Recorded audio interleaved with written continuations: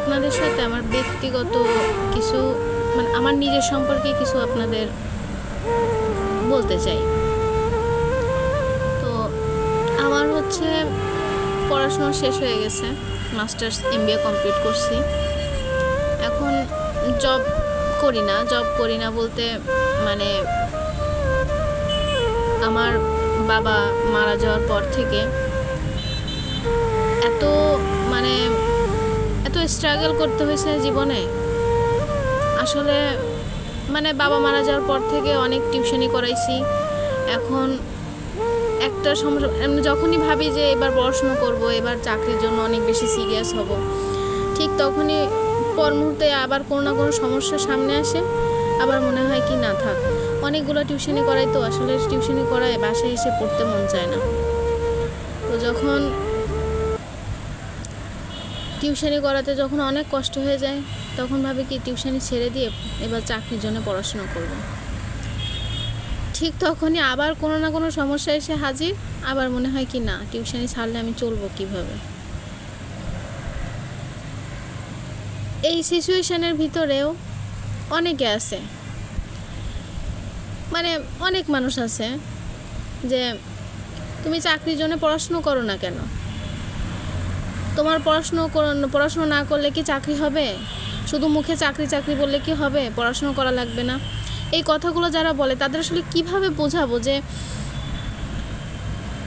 আমার জায়গায় একটু আসেন, আমার জায়গায় একটু নিজেকে কল্পনা করেন যে আমি মানুষ আসলে কি বলবো, মানে যখন যারা আমাদের মতন MBA কমপ্লিট করে বা পড়াশোনা শেষ করে যারা আমাদের মতন এখনও চাকরি বাকরি হয়নি বা এরকমভাবে ঘুরতেছে, মানে টিউশনিতেও কি কষ্ট হয় না?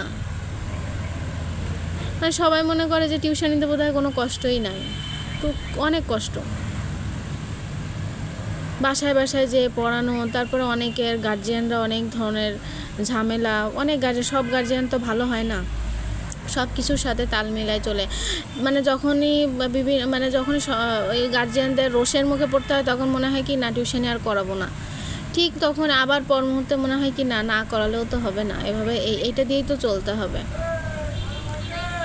তো আমি কিছু মানুষদের সম্পর্কে এই কথাটা আমি একটু বলবো যে যারা আপনারা বলেন যে চাকরি হচ্ছে না কেন, কি করো, কি পড়াশুনো করো, তো তাদের একটুখানি বোঝা উচিত যে মানুষ তো ইচ্ছা করে এভাবে থাকে না, তাই না?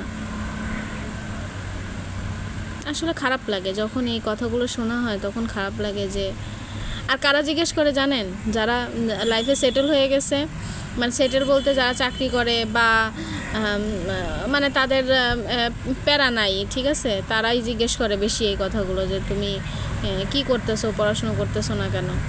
তখন আসলে খারাপ লাগে। তো যাই হোক, এভাবেই জীবন পার করতে হবে, তাছাড়া তো কোনো উপায় নাই। দেখা যাক ঠাকুর কত দূর কী নিয়ে যায়, ভবিষ্যতে কি অপেক্ষা করতেছে, সেই জন্য অপেক্ষা করছি, দেখি ফিউচারটা কি। আর নিজে কিছু করার ইচ্ছা আছে। চাকরিটা আসলে আমার কাছে কেমন মনে হয় যে একদিন গেলাম না, শরীর অসুস্থ, বড় উপরে যারা বস থাকে তাদেরকে কৈফিয়ত দিতে হয় কেন আসিনি, সামথিং লাইক দ্যাট। বাট আমার কাছে মনে হয় যে নিজে কিছু করা উচিত, ছোট করে হলেও। কিন্তু মধ্যবিত্ত ফ্যামিলি থেকে বিলং করি, তো আসলে ওই সাহসটা হয়ে ওঠে না। যখন ফেসবুক, তারপরে বিভিন্ন সোশ্যাল মিডিয়াতে দেখি যে অনেক মেয়েরা অনেক নিজেদের জন্য কিছু করতেছে, তখন অনেক ইন্সপায়ার হই। কিন্তু পর মুহূর্তে আবার জানি না কি করে যে মানে আবার সেই ইচ্ছা শক্তিটা আবার কিভাবে, মানে লজ্জা বলেন, ভয় বলেন, মানে এগুলোতে আসলে পারি না, পেরে ওঠা যায় না। যাই হোক, দেখা যাক কি হয় জীবনে। ভালো থাকবেন সবাই।